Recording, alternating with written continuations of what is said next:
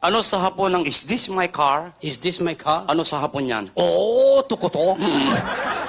Talagang tinatarantado mo ako, Sino no? ba nag-aral? Ikaw. O racket ko to. Isa pang English gagawing Hapon. Sure. Serious na. Serious. Ano sa Hapon ng is this your noodles? Is this your noodles? Ano sa Hapon yan? Mickey Moto? Sarado na yun eh. Ano sa Hapon ng kalbo?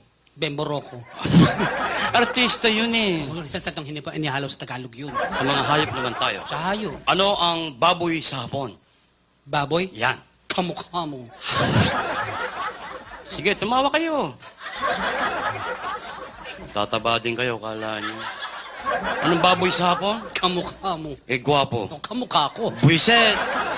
Sa French tayo. Masalo ko sanay. Ingat ka, may mga foreign job, baka makaintindihan tayo. Filipinos are born intellectual. No problem with that. Okay. Ano sa French ang flower?